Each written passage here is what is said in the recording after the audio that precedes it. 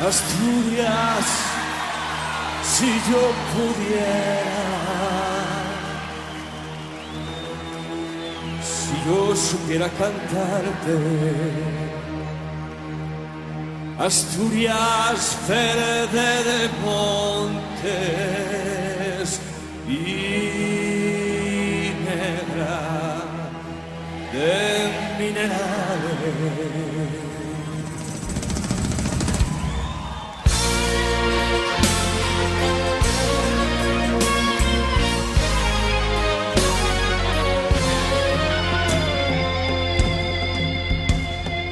Yo soy un hombre del sur, polvo, sol, fatiga y hambre, hambre de pan y horizontes, hambre.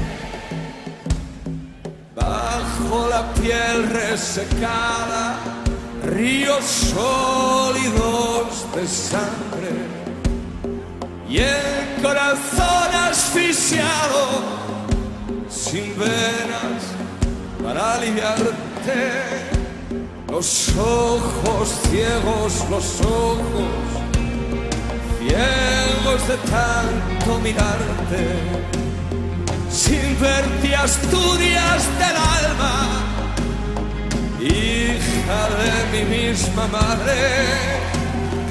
Dos veces dos has tenido ocasión para jugarte la vida en una partida, y las dos te la jugaste. ¿Quién derribará ese árbol de Asturias ya sin ramaje? Desnudo, seco, clavado, con su raíz entrañable que corre por toda España, crispándonos de coraje. Mirad, obreros del mundo, su silueta recortarse contra ese cielo impasible, vertical, inquebrantable, firme sobre roca firme, herida viva su carne. Millones de puños gritan su cólera por los aires, millones.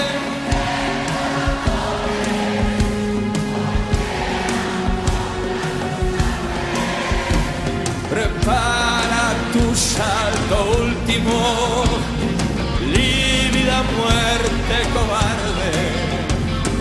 Prepara tu último salto, que Asturias está guardándote, sola en mitad de la tierra, hija de mi misma madre, sola en mitad de la tierra, hija de mi misma madre, sola en mitad de la tierra, hija de mi misma madre, sola en